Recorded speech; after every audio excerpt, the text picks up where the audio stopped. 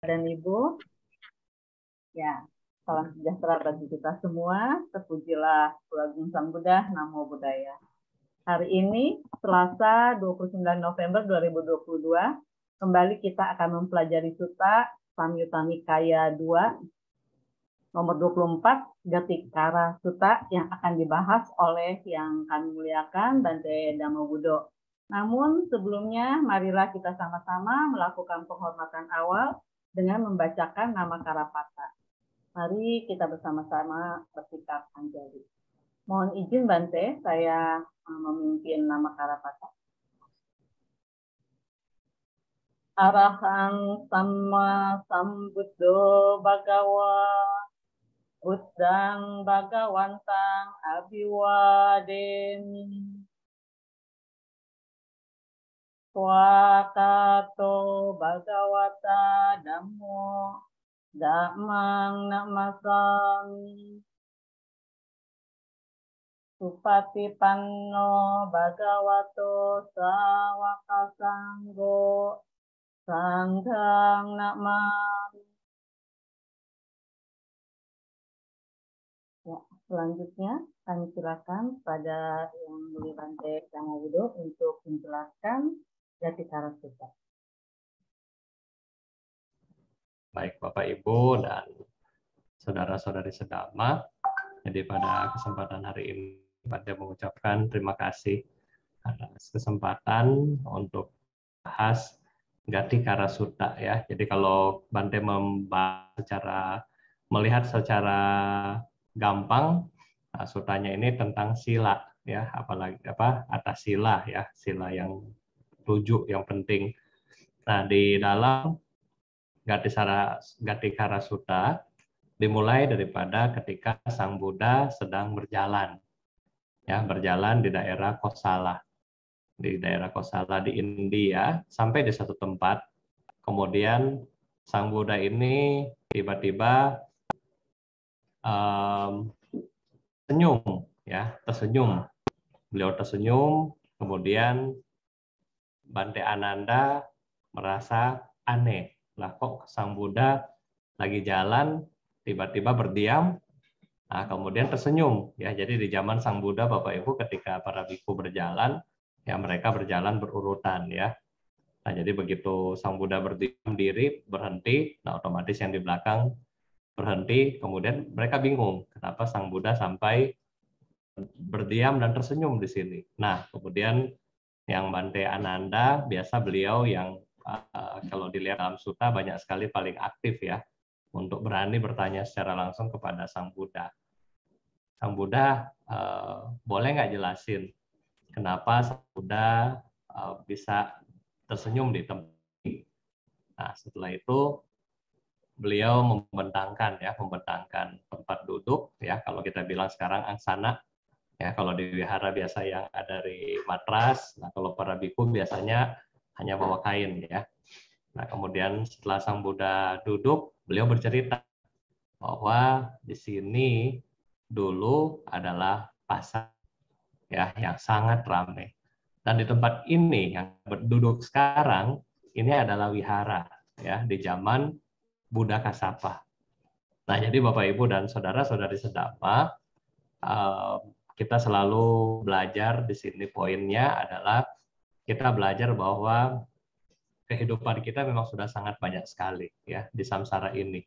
Nah, terbukti di satu pihak ini Sang Buddha sendiri dia bilang ini adalah bekas wihara dari Sang Buddha Kasapa ya.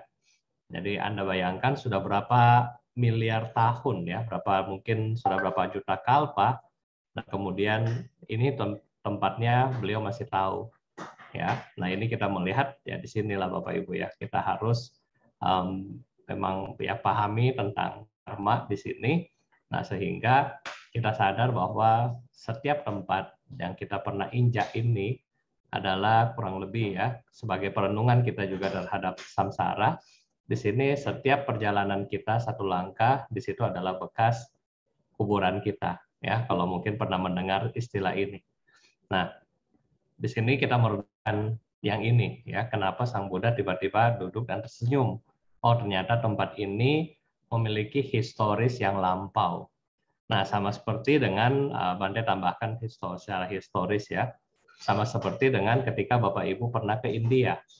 Ya, ada yang pernah ke India nggak dari semua di sini? Ya, kalau Bapak Ibu pernah ke India, Bapak Ibu akan tahu, misalnya di tempat Sarnath ya, Taman Rusa Isipatana. Nah, ini adalah tempat Sang Buddha membabarkan Dhammacakkappavattana Sutta ya untuk Buddha Gautama. Tetapi Sarnath ini, Taman Rusa Isipatana ini, dahulu kala adalah memang tempat pembabaran Dhamma oleh Buddha-Buddha sebelumnya. Bahkan para paceka Buddha yang sudah yang tidak mengenal Dhamma ya, mereka berlatih secara personal, mereka berdiam di Taman Rusa Isipatana di sekitar-sekitar situ. Ya, jadi ini tempat yang penting dari dulu sampai sekarang. Nah, kemudian Bodh Gaya ya, Mahabodhi Temple. Ini adalah tempat pencerahan Buddha-nya juga, Buddha Gautama juga, dan juga nanti dipercaya Buddha Maitreya akan tercerahkan di situ. Nah, kemudian juga Bapak Ibu di Sawati ya. Di Sawati ini adalah kita bilang Wihara Jetawana Arama ya, tempat yang besar. Nah, beberapa Buddha sebelumnya juga membuat Jetawana Arama ini sebagai wihara di kehidupan Buddha sebelumnya. Dan spesialnya Gandakuti, tempat Buddha berdiam diri, adalah bekas kuti-kuti Buddha sebelum-sebelumnya. Ya, cuman beda para ya. Jadi misalnya Buddha Gautama misalnya sekarang memiliki luas wihara Jetawana kurang lebih waktu itu 50 hektar. Ya, Buddha-Buddha yang sebelumnya lebih kecil ya, lebih kecil daripada Buddha Gautama, tetapi titik daripada kuti dipercaya adalah sama. Nah, jadi ini kita melihat bahwa disinilah relation atau terkaitan dengan histori kita yaitu samsara ya. Samsara. Bukan tidak mungkin Bapak Ibu di sini juga sudah pernah ya ketemu dengan Sang Buddha langsung kalau kita melihat histori ini ya. Cuma waktu Sang Buddha lagi membabarkan Dhamma mungkin kita lagi sibuk ya.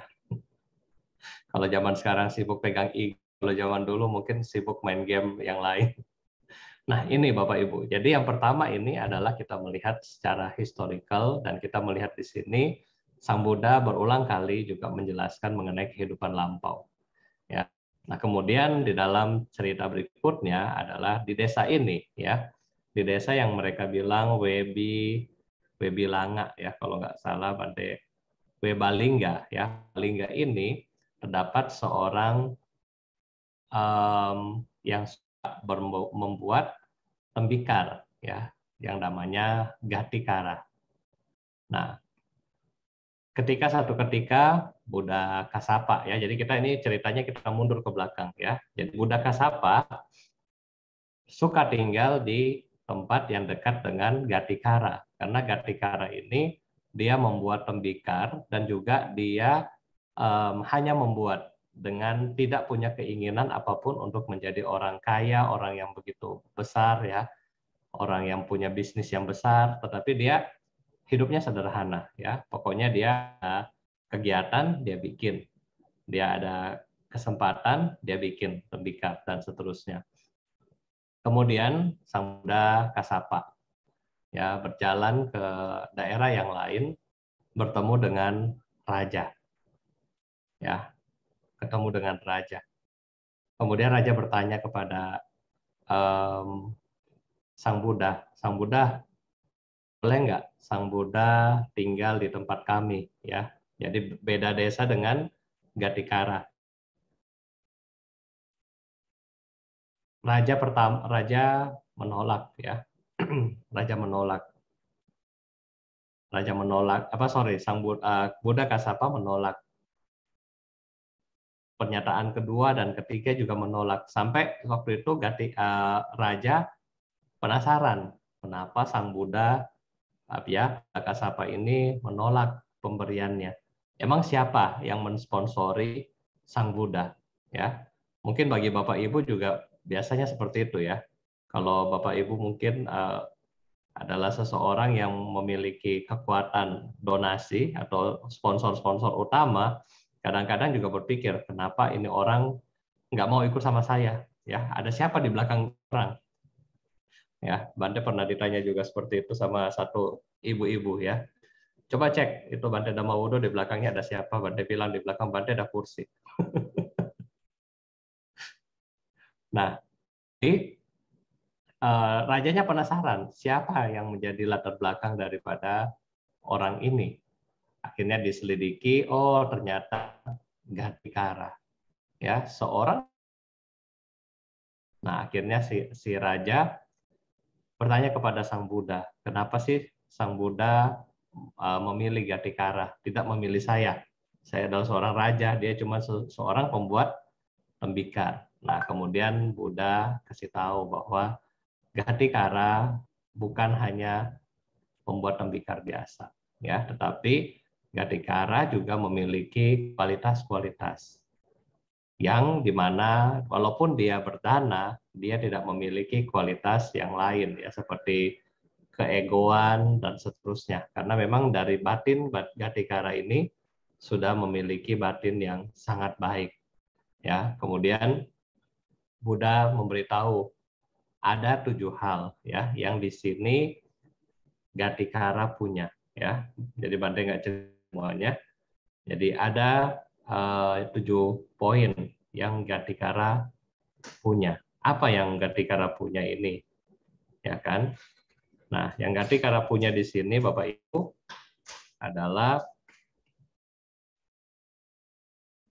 dia sudah bebas ya di sini. Mereka sudah bebas daripada bebas di sini bebas belenggu. Berarti bebas belenggu di sini Bapak Ibu belenggu yang menyebabkan penderitaan, ya. Kalau kita bilang belenggu-belenggu yang menyebabkan penderitaan, ya. Di sini belenggu-belenggu yang sudah menghilangkan penderitaan. Penderitaan adalah penderitaan apa? Belenggu ini belenggu tanha, ya, keinginan, ya. Nah, di situ telah terbebaskan di sini daripada belenggu. Kemudian terbebaskan di sini dengan kebencian, ya kan? Nah, jadi orang yang sudah memiliki bebas benci dan nafsu ini, nah dikatakan telah menyeberangi, ya, dunia ini, ya, berarti sudah bebas daripada kelahiran-kelahiran. Nah, kemudian di sini juga ada Sang Buddha dengan Gatikara, ya. Kalau misalnya Bapak Ibu ada membaca ini maaf Bante tanya dulu, ini teksnya dibagi enggak ke grup itu? Tidak, Bante. Tidak dibagi? Tidak. Ya. Oh, oke. Mau Jadi di-share screen, Bante. Mungkin kok Susan bisa bantu atau coba Bante share. Oh, ya baik, Bante. Coba Bante screenshot ya. Screenshot.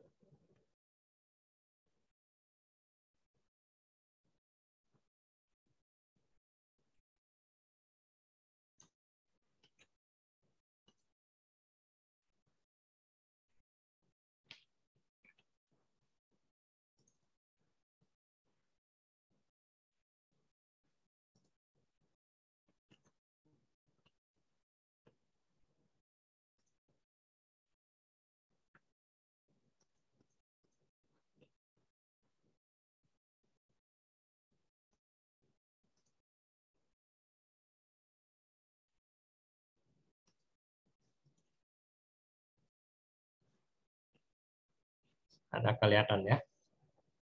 Ya, kelihatan Bante. Bante besarkan.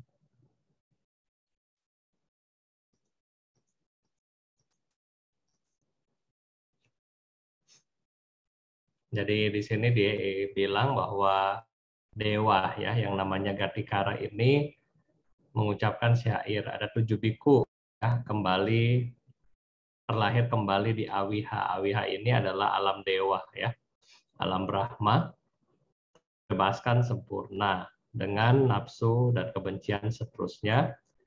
Mereka telah menyeberangi kemelekatan pada dunia. Kemudian Sang Buddha bertanya, dan siapakah mereka yang menyeberangi rawa? Ya, di sini kata rawa adalah kata hanya seperti kata kiasan ya. Jadi Sang Buddha bilang rawa. Kenapa rawa? Karena ketika orang meninggal itu adalah susah untuk diseberangi. Ya, jadi di sini di kiasannya adalah rawa. Ya, untuk menjelaskan alam kematian yang sangat sulit untuk diseberangi. Siapakah yang telah meninggalkan tubuh manusia, telah mengatasi belenggu surgawi. Nah, sebenarnya Bapak Ibu, di sini Sang Buddha, tujuan dari sutta ini, ada yang kalau kita bilang bahwa Sang Buddha sebenarnya memiliki pengetahuan yang sudah luar biasa ya. Cuman melakukan diskusi seperti ini untuk membuktikan bahwa Sang Buddha bisa berdiskusi dengan dewa dan juga tidak menjadi karangan ya. Kalau misalnya kita nggak ada tulisan begini kan mungkin akan menjadi kayaknya Sang Buddha ini karang dari mana ya. Tetapi dengan ada percakapan seperti ini tanya jawab, nah kita melihat di sini untuk penjelasan ya lebih rinci ya. Nah kemudian di sini Gatikara menjawab, ada 7 orang ya, namanya Upaka, Palaganda, kemudian Pukusati, Badia, Badewa, Bahudanti, Pinggia. Ya, orang-orang telah melenyapkan tubuh manusia, telah mengatasi belenggu surgawi. Ya, kenapa? Karena kalau kita bilang alam dewa adalah alam masih surgawi, ya, sedangkan awiha adalah alam yang lebih tinggi daripada 6 alam dewa, ya, yaitu alam Brahma. Nah, Sang Bagawa bertanya, mengucapkan kembali, sungguh baik kata-kata yang engkau ucapkan tentang mereka, yang telah melepaskan jerat mara, yang telah memahami Dhamma. Nah, kemudian Sang Buddha bertanya di sini, dengan cara apakah mereka memotong belenggu penjelmaan? Ya, dengan cara apa?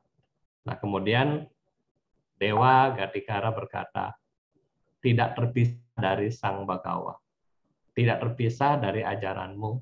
Dengan memahami dhammamu, mereka memotong belenggu penjelmaan. Ya, jadi di sini Gatikara mengucapkan bahwa ya secara tidak langsung bahwa 7 orang yang tadi ya mereka sungguh-sungguh mempraktekkan ajaran Sang Buddha. Sehingga dengan praktek dhamma inilah mereka bisa tercerahkan. Ya.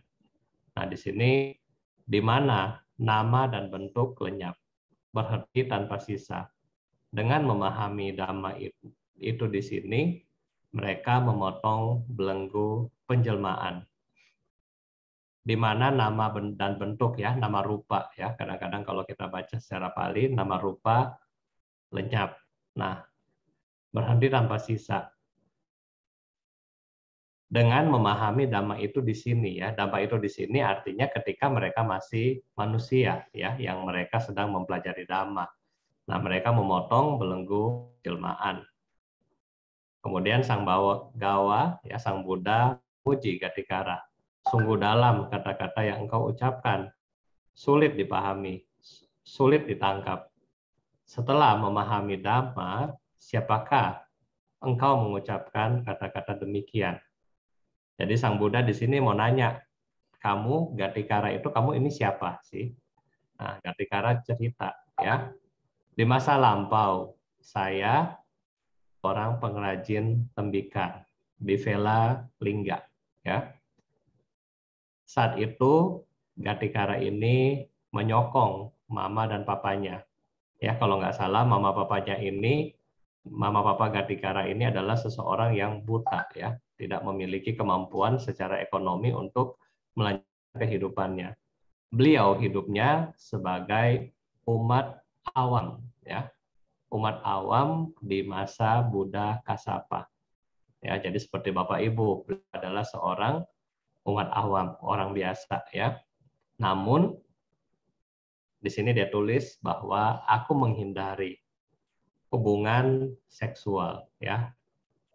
Aku hidup selibat, bebas dari ikatan jasmania. Nah, Bapak Ibu, di sini beliau melakukan keseharian yaitu Abrahmacharya, ya. Abrahmacharya. Kadang-kadang ini adalah sila ketiga, ya, ketika Bapak Ibu melaksanakan atasila, ya. Aku adalah teman sedesa denganmu.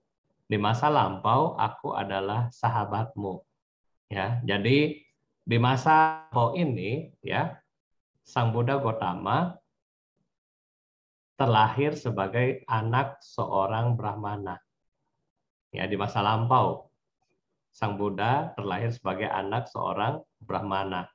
Nah, jadi sebenarnya Sang Buddha sendiri, si Brahmana ini sebenarnya waktu itu diajak sama Gatikara, ayo kita ketemu Buddha Kasapa, beliau yang tercerahkan. Anak Brahmana ini nggak mau, ya. 2 kali, 3 kali diajak nggak mau. Buat apa ketemu dengan Buddha Kasapa? Ya, dibujuk lagi, udah pergi mandi. Akhirnya mereka pergi mandi di sungai, sudah mandi, diajak lagi, ayo kita ketemu Buddha, kan sudah bersih badannya. 3 kali ulang, tidak mau lagi. Akhirnya cara ini nekat, ya, dia menarik rambut daripada anak Brahmana ini.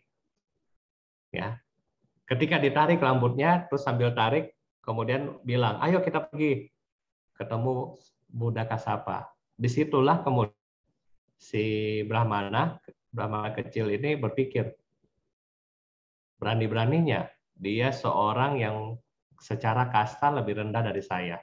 Ya, saya adalah rohaniawan, dia orang biasa, namun dia bisa berani tarik rambut saya.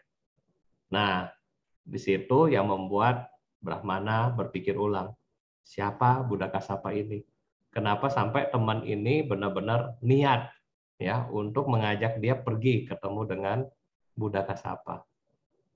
Nah, kemudian mereka berdua pergi ketemu dengan Buddha Kasapa. Nah, Buddha Kasapa memberikan mereka ajaran, ya, yang Brahmana karena dia punya orang tua lengkap, memiliki kehidupan yang baik, maka dia lebih cepat untuk berlatih. Ya, jadi si Brahmana ini dia langsung berlatih. Gatikara, ya, karena dia punya orang tua di atas, ya, sakit, maka dia berbakti sama orang tua. Dia tidak bisa memutuskan untuk menjadi kehidupan biku, tetapi Brahmana melanjutkan menjadi kehidupan biku. Nah, Brahmana ini adalah yang sekarang menjadi Buddha Gotama, Gatikara yang menjadi dewa yang diceritakan di sini. Kemudian di sini Gatikara juga bilang, aku adalah yang mengetahui, ya, ketujuh biku yang telah bebas, yang dengan nafsu kebencian dihancurkan sepenuhnya, telah menyeberangi kemelekatan. Kemudian Sang Bagawa menjawab, demikianlah pada waktu itu, seperti yang engkau katakan. Oh Bagawa, di masa lampau engkau adalah rajin, tembikar, Gatikara, di Wehalingga. Engkau menyokong ibu dan ayahmu sebagai umat dari Buddha Kasapa, engkau menghindari hubungan seksual, engkau hidup selibat, bebas dari ikatan jasmania, engkau adalah teman sedesa denganku di masa lampau, engkau adalah sahabatku.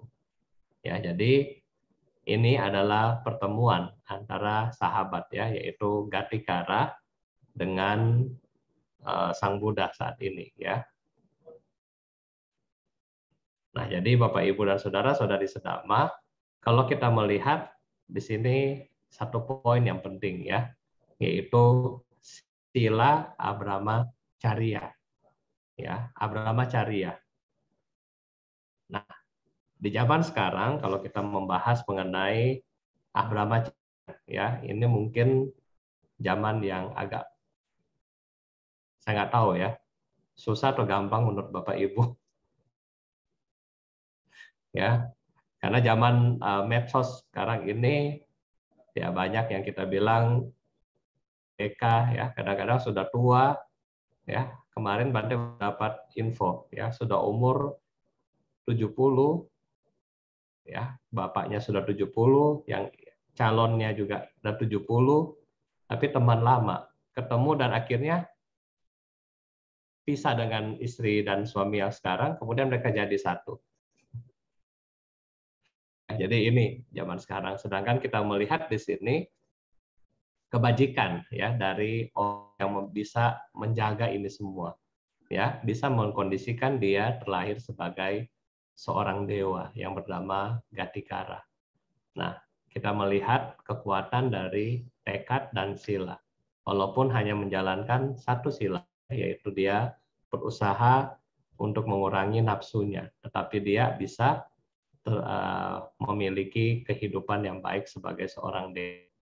Ya, nah jadi di sini kita sekarang di zaman sekarang mungkin ya sudah boleh diskusi ya, di zaman sekarang kita melihat memang nafsu ya sangat gampang ya, di mana-mana ya gampang, dan itu juga sekarang kalau kita bilang secara logika ya, di zaman sekarang anak-anak kita makin kecil makin cepat akan menikah ya.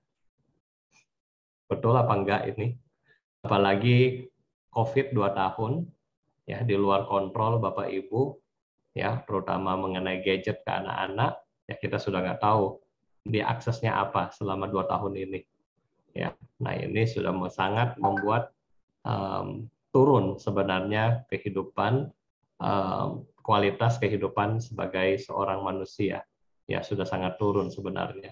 Nah, jadi Bante kasih contoh ya, anak-anak sekarang sebelum COVID ya, Bante punya case satu sebelum COVID, satu orang ini dia waktu Bante di sekolah ya, waktu Bante pergi di sekolah permai, kepala sekolah waktu itu cerita ke Bante, aduh Bante, tolong doakan anak-anak kita biar apa ya, kalau karena kepala sekolah agama lain kan, biar dijamah oleh Tuhan. Saya bilang, kenapa Bu? Iya, karena anak sekarang ya, waktu zaman itu 2017, waktu gurunya nulis di papan, di belakang kan nggak kelihatan ya karena nulisnya di papan kan. Anak wanita peluk anak pria, kemudian yang wanita yang cium anak pria. Itu 2017, Bapak Ibu ya. 2022 ya, Bante punya anak sekolah minggu di sini. Ya. Apa? Masih kelas 1 SD ya, peluk anak cowok di sekolah. Kemudian bilang, "Oh, ini pacarnya." Nah, bagaimana sekarang? Ya, makanya Sang Buddha bilang memang ini kita ada di zaman Kali Yuga. Ya, zaman kemerosotan Dhamma. Ya. Orang sudah tidak tahu mana benar, mana salah. Ya, apalagi nafsu mereka bisa lihat di mana aja, akses di mana aja. Nah, sehingga kita di sini yang sudah mempelajari bahwa pentingnya ya menjaga asusila, ya Abrahmacharya. Pentingnya menjaga hidup ini. Nah, coba diusahakan sebaik-baiknya. Ya, mungkin ini yang Bante pengantar dari Bante. Kalau Bapak Ibu kita masih ada waktu, ya boleh kita mau tanya jawab, silakan. Ya, Bante kembalikan kepada Ci Ratna. Terima kasih. Baik, terima kasih Bante untuk penjelasannya. Ya, memang seperti yang tadi Bante katakan, ya saat ini tentunya kita sebagai orang tua ya dibilang sulit ya, kalau misalnya tidak ada pendekatan ya memang agak sulit ya Bante ya, karena ya memang semua ya yang bisa dikatakan ya dunia digenggaman jadinya ya. Mereka bisa mengakses semuanya, dan yang kita ketahui anak sekarang sepertinya malah lebih pandai daripada kita. Kita malah harus belajar daripada anak-anak. Jadi ya memang seperti yang dikatakan Guru Agung Buddha juga, kita sila semakin menurun ya, betul ya Bante ya, di zaman Kali Yuga. Ya. memang satu-satunya ya dhamma inilah yang harus kita pegang jadinya. Tapi untuk saat ini dibilang dikatakannya sulit karena anak-anak kalau misalnya nggak dari kecil dibawa ke wihara, apalagi selama 2 tahun ini kan kita tidak pergi ke wihara sama sekali ya Bante ya. Jadi udah terbiasa di rumah, walaupun ya puja bakti di rumah, untuk memulai kembali puja bakti ke wihara agak sulit juga Bante. Mungkin ada pengalaman dari Bapak Ibu yang ada di sini, saya silahkan untuk unmute, atau ada yang ingin bertanya? Bagaimana pengalaman Bapak Ibu? Karena di sini ya kan kebanyakan perumah tangga pasti memiliki anak.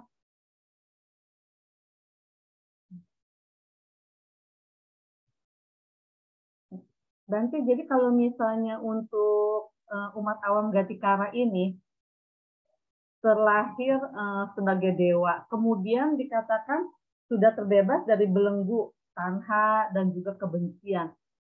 Beliau ini berarti itu sudah mencapai arahat jadinya ya Bante ya? Beliau belum tercerahkan sepenuhnya. Oh, Karena tetapi sudah. kondisi beliau dia hanya lahir sebagai dewa. Kalau waktu itu mungkin dia lahir sebagai manusia dan dia punya latihan fulfill ya, maksudnya pelatihannya menyeluruh. Nah mungkin di kehidupan itu beliau bisa mencapai arahat di zaman Buddha Kasapa ya. Tetapi karena di zaman itu beliau benar-benar berlatih dan kemudian memiliki parami ya. Parami ini karena kalau Bante lihat ya dia mendukung orang tuanya. Ya kemudian dia benar-benar kalau baca yang satu teks lagi ya komentar daripada yang sutta yang tadi benar-benar hanya seperti orang seperti yayasan kurang lebih ya. Pokoknya dia kerjakan berapa ya, misalnya harga jual barangnya, tembikarnya ini adalah harga jual yang penting ya saya bisa biaya listrik, air, istilahnya operasional selesai sudah. Ya, tidak cari keuntungan bagaimana. Jadi benar-benar orang yang sangat melatih diri, tetapi beliau sebagai seorang perumah tangga ya. Nah, jadi kalau melihat parami ini, apalagi dia menjaga orang tuanya, nah sehingga mengkondisikan dia ini lahir di alam dewa. Ya, karena dia tidak tuntas untuk menentukan belenggu yang lain. Ya, kalau kita melihat belenggu sebagai arahat ini banyak ya sebenarnya banyak poin yang bukan hanya seksual aja ya. Termasuk di sini adalah nah sedangkan dia di sini belum. Ya hanya 2 ya, kebencian sama nafsu. Ya, kalau misalnya dia bisa turunkan ego, nah itu baru benar-benar kita bilang fulfill ya sebagai seorang arahat. Karena ego ini masih ada sampai tingkat kesucian kalau nggak salah ketiga ya. Anaga ini masih punya ego ya, masih punya ego. Jadi wajar ya kalau ketemu dengan kalau Bante suka bercanda, Bante bilang ya wajar lah kalau belum arahat masih begitu orangnya. Ya buat bercandaan ya. Kalau orang punya ego ya udah gitu. Jadi kita harus maklum gitu sebagai karena ego ini yang paling atas daripada semua. Karena kalau kita bilang kan kenapa ego? Karena Sang Buddha menekankan setelah membabarkan Macakkappavattana Sutta, beliau kemudian sutta yang kedua yaitu Anatta Lakkhana Sutta mengenai atta ini kan ego. Nah, atta kenapa ada atta? Karena yang berikutnya, sutta berikutnya yaitu Aditta Pariyaya Sutta. Atta ini membakar indria yang menyebabkan penderitaan berulang terus. Nah, makanya kalau sudah menghancurkan atta ya, ego atau kita bilang diriku ini, nah kemudian inilah bisa membuat kita terbebaskan secara sepenuhnya yaitu arahat. Baik, Bante. Jadi dengan menjalankan sila Abrahmacharya ini, umat awam Gatikara ini bisa mengkondisikan terlahir di alam dewa jadinya ya Bante ya. Iya. membuat lahir di alam seperti itu. Iya. Nah, ini ada pertanyaan Bante dari Pak Wahidin. Selamat malam Bante, mohon penjelasan. Seorang jomblo, baik itu pria atau wanita tidak menikah, apakah mereka memiliki Pancasila murni? Dan silakan Bante. Baik, ya Pak.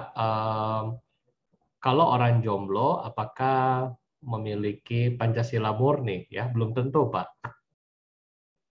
Ya, jomblo itu belum tentu memiliki Pancasila yang murni. Kenapa? Kadang-kadang kita melihat jomblo itu misalnya ya seperti mereka-mereka yang di negara maju, Singapura atau mungkin Jepang, Hong Kong, ya Korea.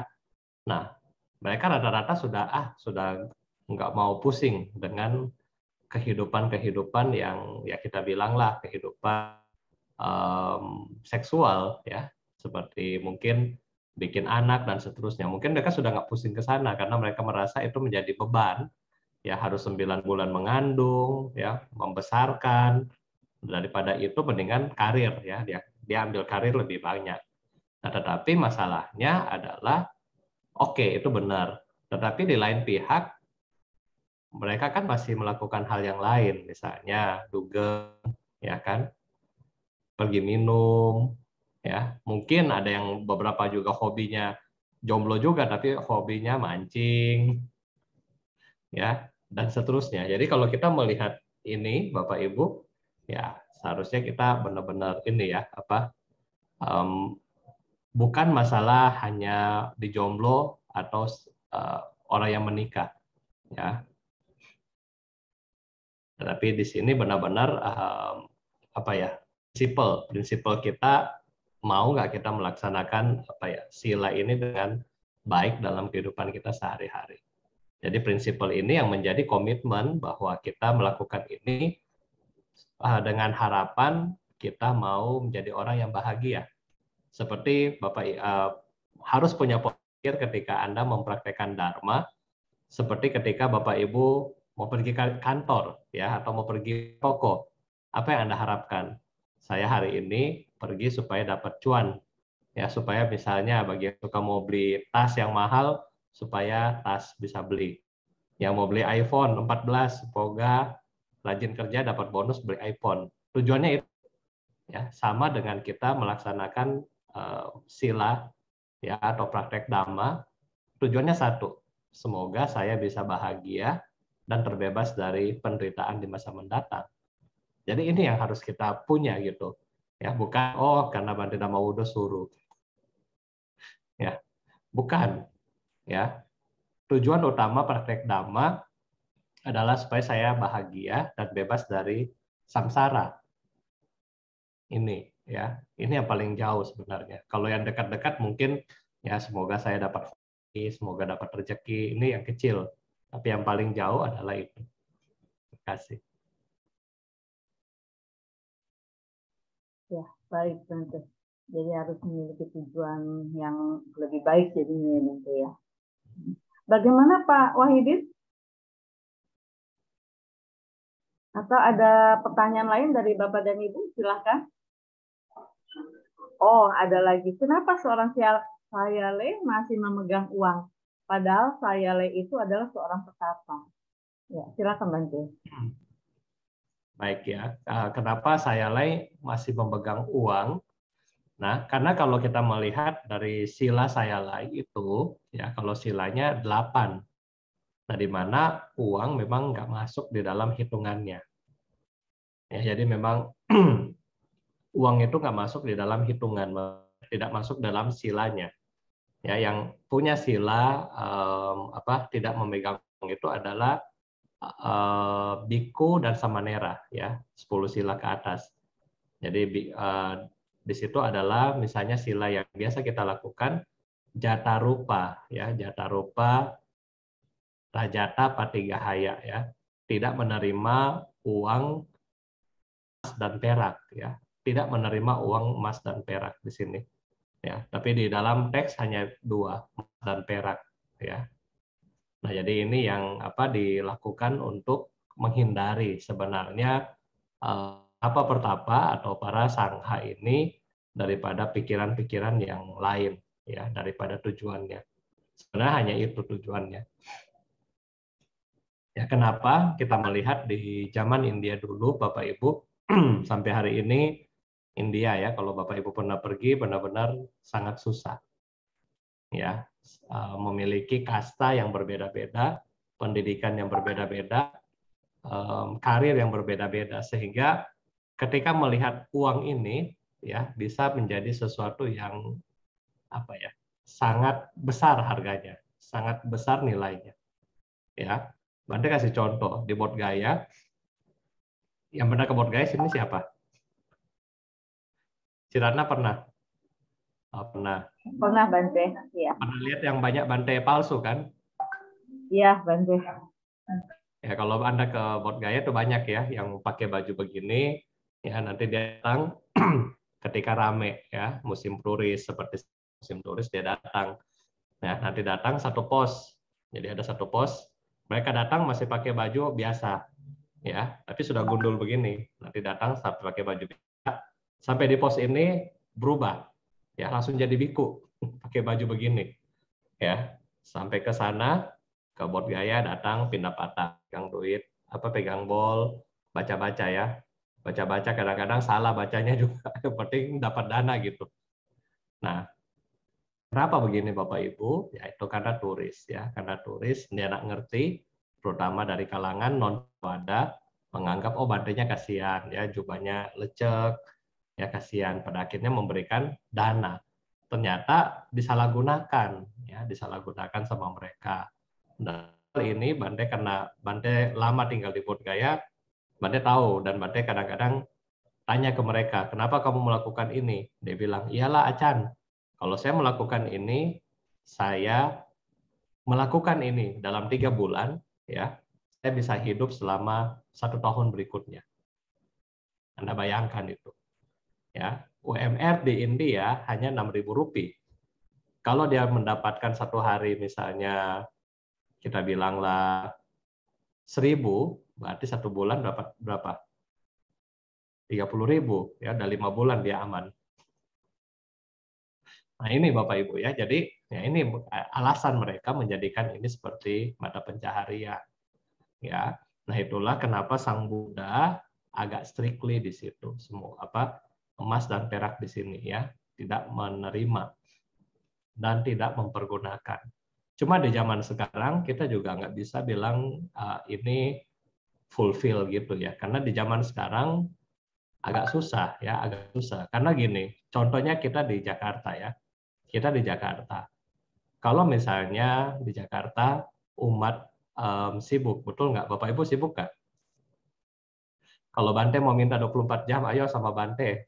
Ada nggak yang bisa? Ya, untuk di kota-kota besar kita sangat sibuk.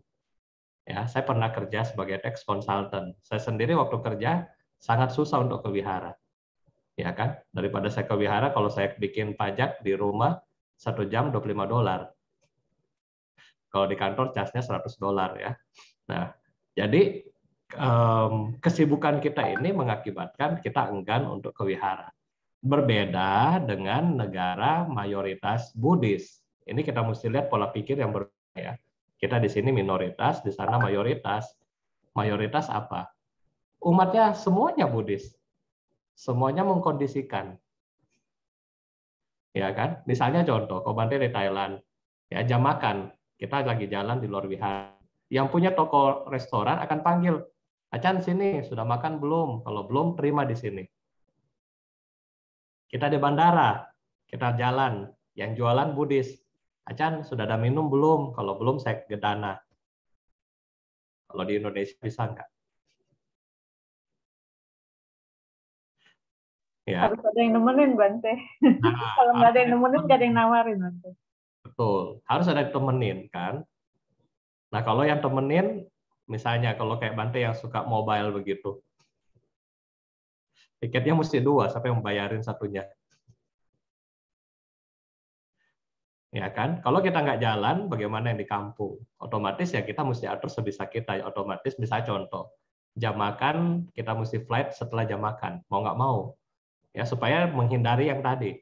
ya kan? Nah ini kita bisa atur sebenarnya, tetapi ya nggak bisa atur fulfill ya, karena memang beda konsep dengan negara Buddhis. Ya kalau negara Buddhis, misalnya kita kayak tadi Bante bilang, jalan mereka akan langsung, sudah nggak perlu, nggak ada yang suruh lagi, langsung. Acan mau itu pernah Bante di bandara kan, waktu itu transit dari India mau ke Jakarta. Nah, pesawat itu kalau nggak salah jam 11 terbang. Nah, otomatis di antara jam 11 sampai jam 7 sampai jam 11 itu ada jam makan. Mereka samperin kitanya, Acan, dengan siapa datang? Saya bilang, oh saya sendiri. Oh, boleh nggak kita dana makan? Ayo, nah, mereka ajak ke restoran situ makan. Nah, Acan silakan pilih, nanti dia akan bayar begitu. Nah, kalau di Indonesia pada rasa susah ya. Makanya ketika kita di sini mempelajari sutta ya, Bante sarankan ya kalau kita misalnya ketemu anggota sangha ya siapapun ya yang di masa-masa jam makan mungkin 10 ke 12 ya. Tawarin kalau Anda ketemu di bandara ya, kalau misalnya sudah lewat dari jam 12 kita tawarin, Bante sudah minum belum atau apa ya. Kan kalau sudah jam 12 sudah lebih murah kan dananya. Cuma aqua 1 botol. Kalau di bawah jam 12, aduh mahal kalau di bandara ya. Tapi ini untuk mencegah kami menghindari sila yang tadi nomor 10 ini ya. Karena kalau tidak, misalnya kalau kami harus transit dan pergi begitu, ya otomatis mau nggak mau. Karena kalau tidak, sampai di sana nggak makan. Ya Bante pernah coba ya, waktu Bante puasa begitu kan. Ya akhirnya ya udah kita harus skip 1 kali, 1 hari. Karena flight subuh ke subuh bagaimana bisa gitu ya. Nah jadi itu juga kadang-kadang nggak bijaksana ya, bisa masuk angin atau apa gitu. Nah, jadi di sini mesti dilihat Bapak Ibu mengenai sila ke-10 ya. Untuk saya lain nggak masalah karena mereka tidak punya sila ini. Terima kasih. Baik, terima kasih Bante. Memang kalau misalnya di negara Buddhis ya mereka sudah mengetahui winayanya Bante ya Bante, jadi mereka bisa mendukung. Kalau misalnya kita di sini, kita minoritas ya, makanya kalau misalnya nggak ada yang nemenin ya belum tentu ada yang nawari jadinya ya Bante. Ya, kadang-kadang Bapak Ibu tahu nggak kalau kami lagi di jalan kan, kalau kayak kita di tempat umum, jubah kita kan tutup kan? Ya, kalau di wihara kan jubah tutup. Kadang-kadang anak-anak tuh lucu ya. Kadang-kadang bilang, Om, nggak panas ya? Kok pakai selimut keluar panas-panas begini? Nah, itu karena kan mereka nggak paham. Ya sudah kita ketawa aja gitu kan. Yang penting kita nggak masukin di hati lah. Ya karena memang kita berada di tempat yang kita di tempat yang bukan negara Buddhis. Ya, jadi ya sudah memang begitu kondisinya. Oke, silakan kalau ada yang lanjut lagi. Ya. Bante, ada pertanyaan lagi. Di pesawat ada makan atau refreshing diberi makan. Apakah Bante memakannya? Silakan Bante. Ya kalau ada yang refreshing, ya terus terang Bapak Ibu kalau yang ada refreshing itu pesawatnya nggak murah. Ya itu pesawat yang ya mahal, maksudnya kayak Garuda atau ya kalau kita bilang lokal domestik Garuda atau Batik ya. Nah, sedangkan untuk beberapa wihara kami yang di daerah itu nggak terjangkau ya, misalnya ketika Banyuwangi misalnya. Nah itu kita di sini bukan wihara di sono. Ya, jadi kalau kita mau pergi, ya otomatis kita akan cari yang budget ya, sehingga kalau Bante mau pergi, ya biasa sudah disiapin roti atau apa yang kalau di jam makan ya sudah ditenteng lah Bapak Ibu. Ya, kalau misalnya kita yang refreshing itu untuk yang mungkin pesawat-pesawat yang mahal ya, yang ya kadang-kadang tidak terjangkau lah untuk di daerah-daerah kita ya. Tapi kalau misalnya dapat fasilitas itu kami terima. Ya, kami terima dalam hal ini sesuai dengan jam. Ya, sesuai dengan jam. Misalnya penerbangan kita jam 10, dapat refreshing di jam 11, nah kita bisa ambil ya. Tetapi setelah lewat jam 12 ya kita sudah nggak ambil. Kecuali berlaku di Malaysia ya Bapak Ibu. Untuk Malaysia dari Sangha di sana jam tengah harinya adalah jam 1 ya di Malaysia ya. Kalau Bapak Ibu tahu Malaysia Singapura 1 bukan jam 12 karena tengah harinya mereka kan tetap di GMT 7 sebenarnya kan posisinya. Cuman karena politik mereka 1 jam. Nah, jadi kalau di sana jam 1. Nah, itu aja. Jadi selama kita makan di bawah jam 12 itu oke ya, itu masih oke, masih boleh. Setelah jam 12 yang perlu mungkin Bapak Ibu ada beberapa peraturan ya, misalnya kami dalam tradisi Theravada yang kami di Thailand itu kopi teh bisa setelah jam 12. Nah, tradisi Myanmar itu nggak boleh. Kopi dan teh nggak boleh setelah jam 12. Jadi hanya air atau jus. Nah, ini adalah beberapa perbedaan daripada Sangha, ya, sistem dari Sangha. Terima kasih, Pak. Ya, terima kasih, Bante. Mungkin ada pertanyaan lagi dari yang lain? Saya silakan. Baik, Bante izin bertanya. Bante, Ya. kalau untuk saat ini kan banyak yang misalnya ada beberapa lah mengatakan bahwa oh yang ini udah mencapai tingkat kesucian, misalnya Sotapanna, terus ada yang udah lebih lagi begitu Bante. Nah, dengan demikian apakah kita sebagai umat awam begini itu bisa membedakan benar apa enggak gitu loh Bante. Seperti itu. Dulu waktu Bante pernah belajar ya dari Yang Mulia Karmapa, itu ada satu teks di mana teks ini untuk hubungan guru dan murid ya, bagaimana relationship guru dan murid. Nah, jadi ketika di sini teks ini dibilang bahwa kalau kamu mau tahu guru kamu ya, guru kamu ini siapa, ikut dia 5 tahun. Dan itu bukan cuma ikut Dhamma-talk begini ya. 5 tahun itu nginap sama-sama, maksudnya dalam satu lingkungan. Setiap hari, ya Anda nginap gitu. Misalnya kayak kita di dalam satu wihara begini, baru tahu itu siapa. Ya, jangan gampang marketing. Ya, jangan gampang, oh ini si A udah sakti, oh si A sudah arahat. Jangan. Karena Anda harus feel dalam hal kehidupan sehari-hari baru Anda bilang dia benar. Dia sesuai dengan teks.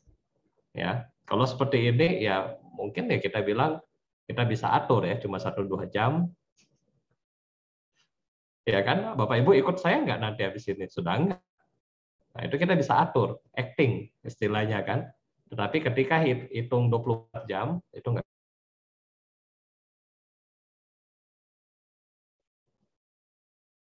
Nah, itu. Ya, jadi bagaimana kita tahu kalau misalnya mostly ya, kalau misalnya Bapak Ibu mau tahu, cek asalnya siapa. Misalnya, oh yang datang si A, nah, kita confirm di sana. Misalnya kalau ada misalnya kalau dari kita kan Theravada, misalnya dari Thai atau dari Myanmar atau dari Laos, Kamboja, cek ke negara masing-masing. Betul nggak si A ini? Ya kan? Karena kan bilang sendiri ya dalam suku Kamala ya, Kamala Sutta. Sudah belajar belum? Ya kan? Jangan mudah percaya. Ya kan? Jangan mudah percaya, harus uji seperti Bapak Ibu menguji emas ya. Dulu Yang Mulia Bante Win waktu Bante masih kuliah, Bante Win bilang ya, jangan percaya apa yang Bante bilang. Ya, siapa tahu Bante bohongin kamu. Ya, jangan percaya Tipitaka itu. Siapa tahu orang salah ketik.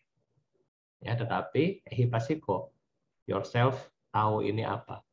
Nah, di situ baru menjadi suatu sadah ya, keyakinan yang tak tergoyahkan. Dulu Bante pernah, waktu saya masih kuliah, Bante juga banyak belajar di aliran lain juga kan. Ada satu guru ya, waktu itu 2005 saya ingat, satu guru datang ke Borobudur dan klaim dia punya diri adalah Rinpoche. Ya, Anda tahu dong, Rinpoche itu adalah higher dan dianggap menjadi orang yang suci. Setelah dia tinggal, kalau nggak salah tinggal di daerah Taman Palem ya, di Palem. Kemudian setelah dicek beberapa kali, ya ternyata bukan ya orang biasa.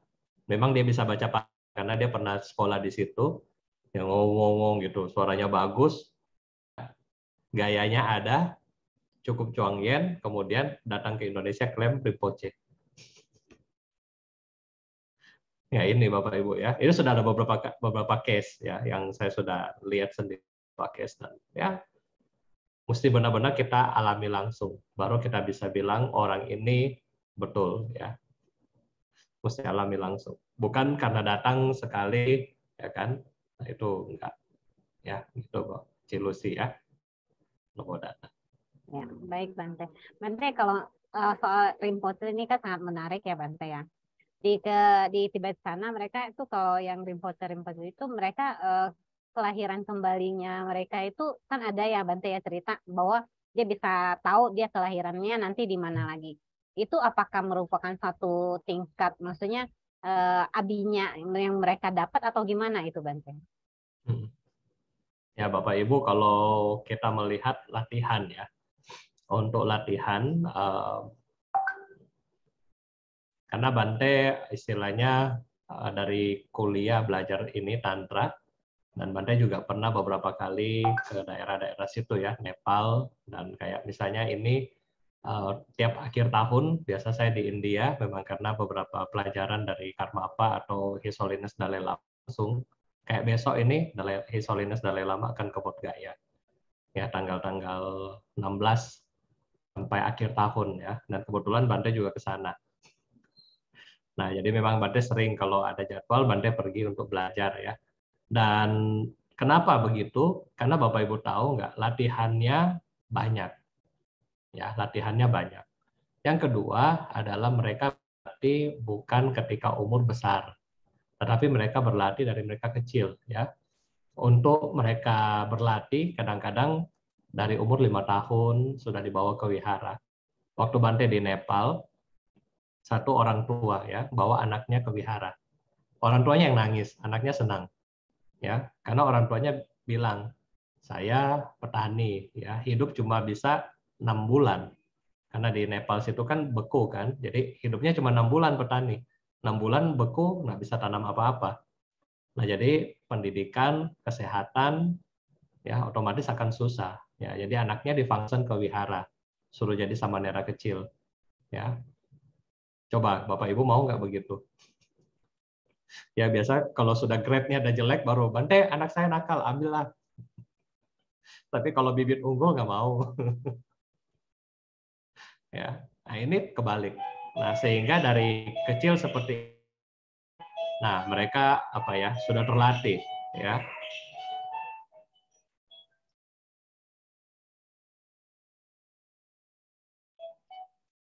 Jadi dari kecil seperti ini mereka sudah terlatih, dan latihannya mereka pun apa ya sangat-sangat ketat juga ya.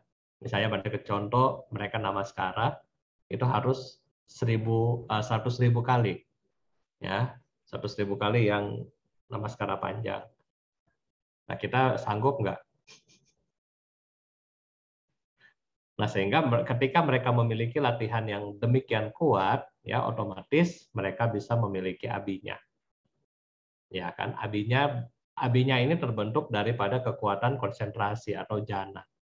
Ya, meditasi tantra mereka menggunakan visualisasi. Ya, mereka menggunakan samatha, visualisasi di depan dia, vipassana, visualisasi di dalam diri. Misalnya baca mantra, baca Guru Buddha misalnya, orang yang belajar samatha memvisualisasi medicine Buddha di depan. Tetapi ketika dia yang lebih tinggi, medicine Buddha ada di dalam dia.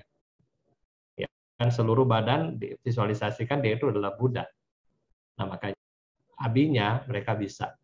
Nah, dengan abinya inilah guru-guru besar akan kasih tahu, kadang-kadang saya akan meninggal, tolong cari ya. Seperti mungkin kalau ada film Karmapa 17 ya, 5 tahun sebelum meninggal sudah bikin surat ya Bapak Ibu. Misalnya Cilusi, saya ini ada surat nih buat Cilusi, 5 tahun lagi buka. Surat ini sudah tulis ternyata ya, tahun lahir, nama desa, ya, nama papa, nama mama, ciri-cirinya sudah jelas. Nah, ini abinya. Nah, abinya ini didapatkan dari mana? Karena para guru yang sudah levelnya seperti ini, mereka sudah masuk ke dalam sistem bodhisatwa bumi. Ya, kalau kita arahat, ya kan, di arahat bodhisatwa bumi.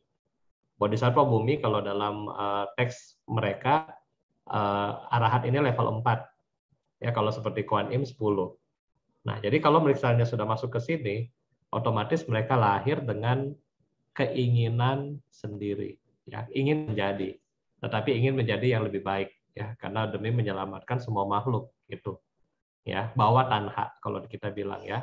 Tetapi kalau kita yang belum suci, kita lahir mengikuti karma. Kalau mereka lahir berdasarkan pilihan dia, karma tetap ada, tetapi berdasarkan pilihan beda dengan kita lahir sendiri, seperti itu.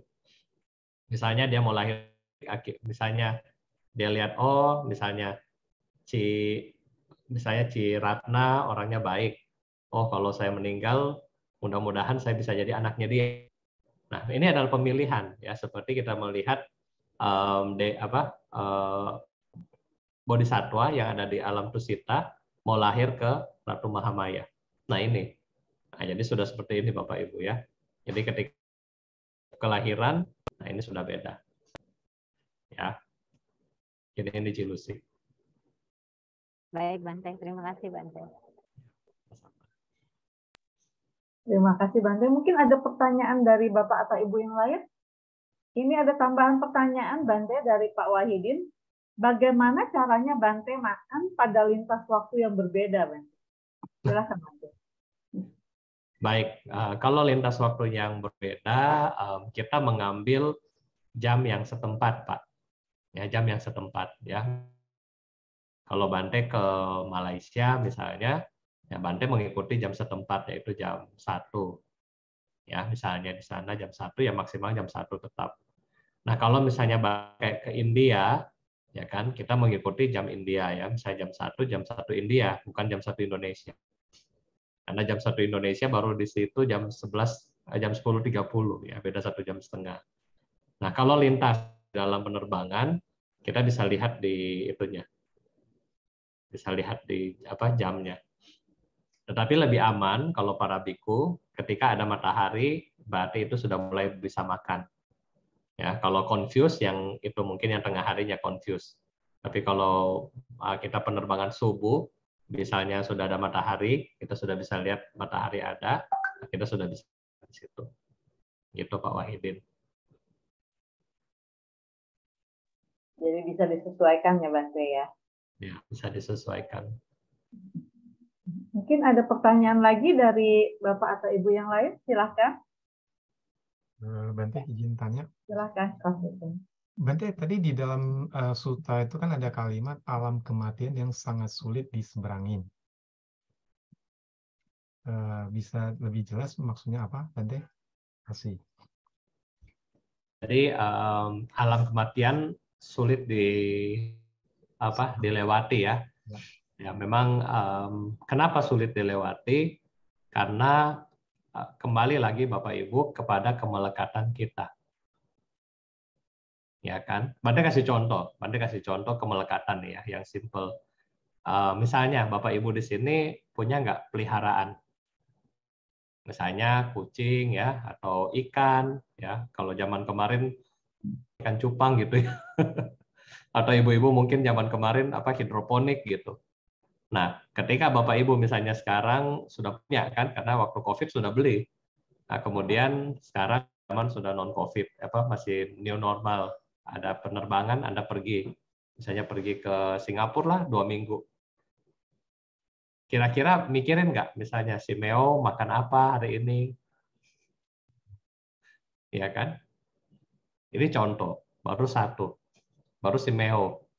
Ya, anak, belum pekerjaan, belum proyek, berangkas sudah kunci belum, karyawan sudah kasih gaji belum. Nah, ini baru satu, Meong, kucing ya, belum yang lain. Nah, makanya di sini sangat sukar untuk dilewati. Dilewati ini karena akan banyak sekali ikatan-ikatan yang harus kita lepasin dulu, baru bisa melewati ini. Dan melewati ini pun, ya kan, melewati menjadi alam yang lebih baik tentunya. Ya, minimal ya jadi manusia lagi. Ini susah, Bapak Ibu ya. Kalau orang yang nggak pernah ke wihara, akan berat. Orang yang nggak pernah ke wihara, yang nggak pernah belajar dharma, ya, nggak pernah berbuat kebaikan, apalagi yang tidak pernah mempraktekkan dhamma, akan berat. Bante kasih contoh, misalnya, ya, ketika orang tidak pernah mengerti mengenai dhamma, ya, ada yang selalu, walaupun ada juga yang sering ke wihara, ada satu orang dia sering ke wihara, dia suka berbuat baik, tapi dia masih tanya, kenapa masih ada masalah dalam hidup saya? Paham dana, paham sila, paham dhamma, tapi belum bisa melepas itu semua. Ya. Nah, makanya alam kematian adalah sangat sukar untuk dilewati karena itu. Alasan yang pertama, karena kemelekatan duniawi kita. Alasan yang kedua adalah di dalam kehidupan Anda punya banyak ketakutan. Betul nggak? Kalau kita hidup, misalnya Bapak Ibu, besok saya mau makan apa? Misalnya Bapak Ibu nih ya, besok saya mau makan apa? Mungkin ibu-ibu besok saya mau ke kantor pakai baju yang warna apa? Ya, anak-anak saya mau masakin apa? Mungkin yang bapak-bapak, saya besok mau proyek. Tapi ketika kita mengalami kematian, kita nggak tahu mau kemana. Bingung nggak kira-kira? Ini akan menjadi yang kedua, ketakutan. Kita mau kemana kita nggak tahu. Gelap, alamnya gelap. Hari pertama kita keluar dari badan, alamnya gelap, nggak lihat apapun, nggak ada satu titik satu cahaya apapun, nggak ada hari pertama. Gelap. Ketika gelap kita akan sangat panik dan ketakutan. Ya, ya, siapa di sini yang sering ke bioskop kemudian ketika nonton hantu takut? Akan seperti ini, Bapak Ibu ya, takut. Ya, setelah takut muncul apalagi? Kekhawatiran. Betul nggak? Kalau Anda lagi mati lampu, kemudian Anda berani nggak jalan? Di depan ada lubang atau enggak, pegang-pegang gitu kan? Takut, kekhawatiran juga muncul. Sudah satu paket ini. Ya, ketika kekhawatiran muncul, maju lagi, nggak tahu mau kemana, putus asa datang. Semuanya ini akan muncul menjadi penderitaan di batin kita, dan pada akhirnya membuat pikiran kita nggak bisa konsen sama sekali terhadap Buddha Dhamma Sangha, kalau nggak biasa. Kalau dalam posisi ini, Bante tanya, masih bisa nggak Anda ingat saya pernah berbuat baik? Ya. Oh, saya pernah ke wihara. Saya pernah berbuat baik. Susah. Kalau Anda nggak latih dari sekarang, nggak bisa. Makanya Buddha bilang ini akan menjadi sangat sukar untuk kita lewati.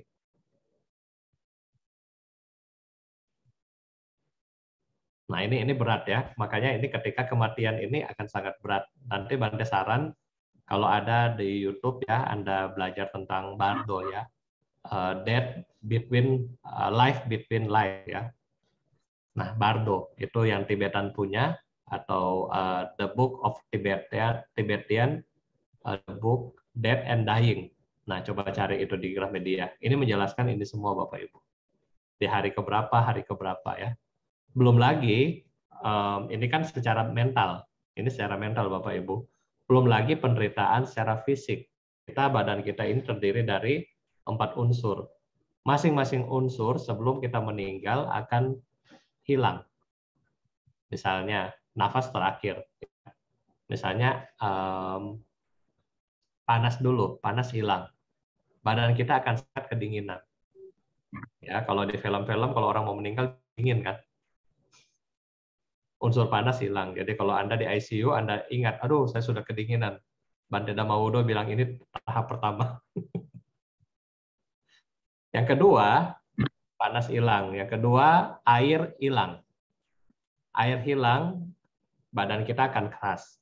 Ya, makanya kadang-kadang kalau orang yang sudah mendekati ini, kadang-kadang dia sudah kayak gigit, dan kadang-kadang mau suntik itu sudah nggak bisa. Dalam istilah kedokteran, apa yang kurang ya? Saat apa itu kurang? Satu saat ini kurang. Saat yang ada di pisang apa?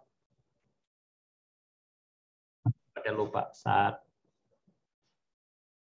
ada satu saat yang kurang. Kalau misalnya kalau di dalam kedokterannya, ya.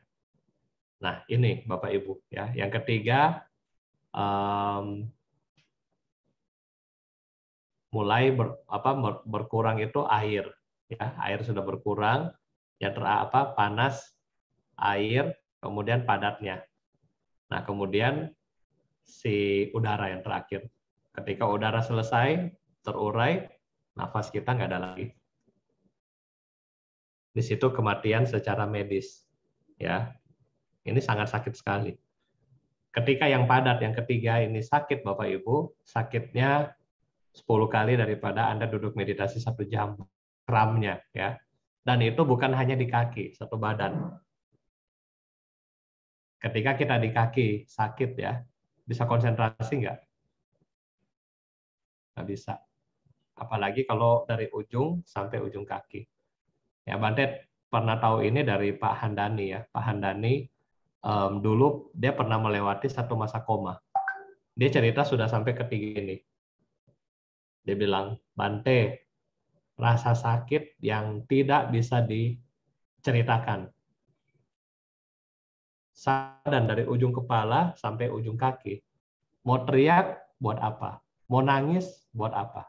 Nggak bisa apa-apa. Dia melewati sampai ketiga. Kemudian dia sempat sehat balik. Jadi dia bisa cerita nih 1, 2, 3. Nah ini Bapak Ibu ya. Jadi kita harus punya, makanya kita bilang kita harus punya karma baik. Kita harus mulai dari sekarang kondisikan kita punya banyak pikiran yang ke arah yang baik. Karena untuk melewati ini semua nih nggak gampang ya, nggak gampang. Ya, mungkin ini Pak. Terima kasih Bante. Bante, tapi ke pengetahuan dari pembelajaran gitu ya Bante. Katanya Suti kita kemudian langsung Patisandi Bante. Bagaimana menurutnya? Iya, jadi di dalam Theravada, Patisandi Winyana, begitu kita nafas hilang, Patisandi langsung kan. Nah, tetapi Patisandi ini belum menjadi makhluk yang baru di dalam hal 31 alam kehidupan belum. Jadi belum misalnya begitu meninggal langsung jadi manusia lagi, belum. Kecuali yang punya karma yang potensial sangat tinggi. Misalnya mereka yang suka berbuat baik seumur hidupnya, ya suka berbuat baik, begitu meninggal langsung lahir. Misalnya contoh siapa? Anathapindika, ya kan? Nah, kemudian yang lahir dalam neraka seperti Cunda, ya Cinca, karena sangat berat, ini cepat langsung. Tetapi kalau kita yang kita bilang soso ya, kadang-kadang baik, kadang-kadang jahat, ya. Nah, itu masih 49 hari untuk menentukan di mana mayoritas, di mana titik beratnya kita akan ke alam mana. Nah, kalau kita di Theravada disebutkan di dalam alam Sambawesi. bukan alam Sambawesi. Di dalam Karania Metasuta disebutkan Sambawesiwa yang belum lahir dan yang akan lahir. Nah, alamnya. Ya, di Thailand Sambawesi ini dianggap juga seperti makhluk gentayangan. Sambawesi. Nah, di dalam Tibet mereka bilang Bardo. Life between life, ya, di dalam alam ini. Alam antara. Nah, ini kita bisa baca dan kita bisa bandingkan. Nah, jadi di dalam alam antara inilah proses pelimpahan jasa dipentingkan selama 49 hari inilah. Makanya kalau 49 hari kita benar-benar bisa tolong dia, bagus. Tapi kalau dia sudah dapat badan yang ternyata nggak bisa ditolong, berat, ya lebih berat prosesnya dibandingkan dengan dia masih 49 hari.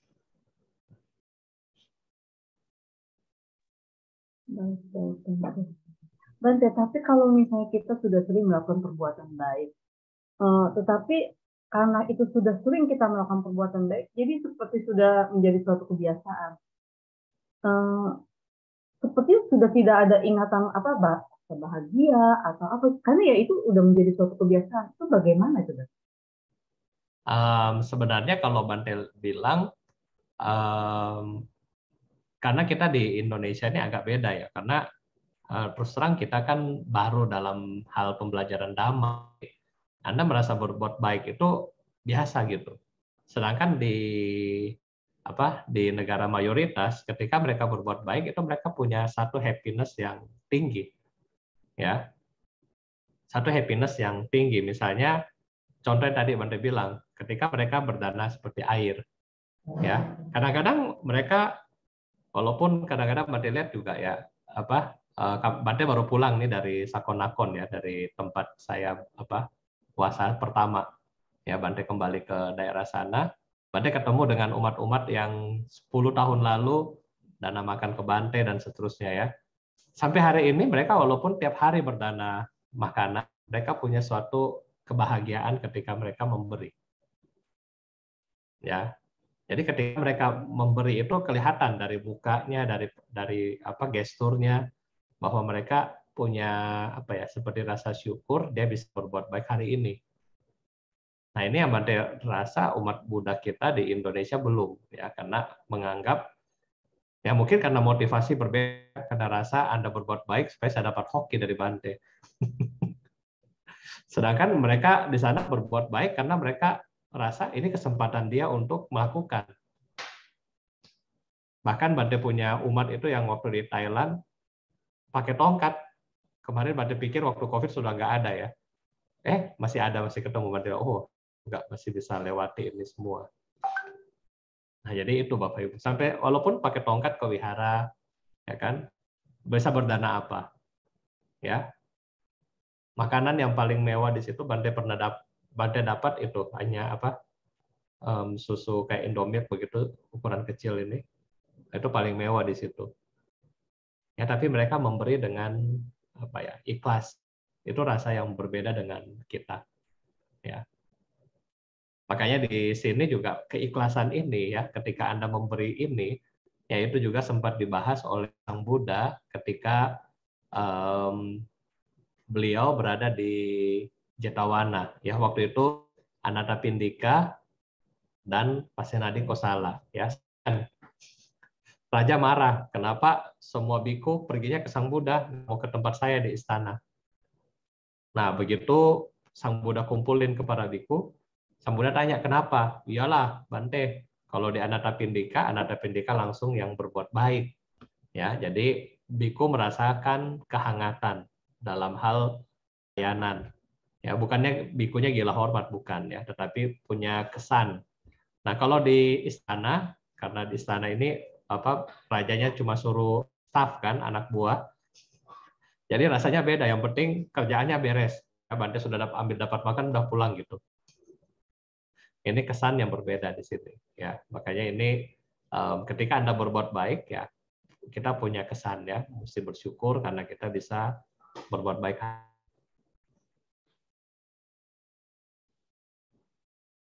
Ya, baik, Bante, terima kasih.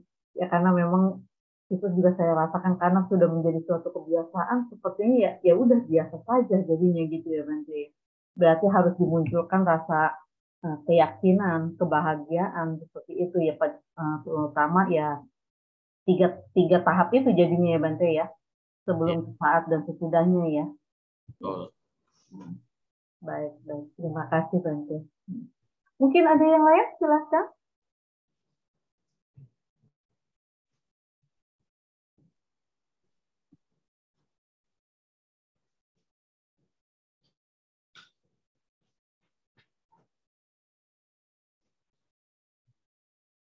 Ya, kalau misalnya tidak ada, mungkin kita tutup sampai di sini. Bagaimana, Si Lucy dan Kak Susi? Ya. Baik, Bante. Terima kasih untuk penjelasannya dan juga untuk jawaban-jawaban dari pertanyaannya. Ya, jawaban-jawaban dari pertanyaan kami semua. Semoga ini menambah pengetahuan bagi kami dan juga bisa kami praktikkan dalam kehidupan sehari-hari sehingga kami juga bisa menjadi lebih baik lagi. Namo Buddhaya, Bante. Namo Buddhaya, Bante. Namo Buddhaya atas kesempatan baiknya ya. Semoga ya dalam tiap hari kita mesti semangat berbuat kebaikan ya. Kalau tadi siapa Pak Wahidin ya? Oh sudah keluar. Kalau mau belajar banyak boleh ya. Mau latihan apa boleh ya. Kalau mau apa jadi samanera boleh, latihan di apa Bodh Gaya boleh. Ya. Ya, baik.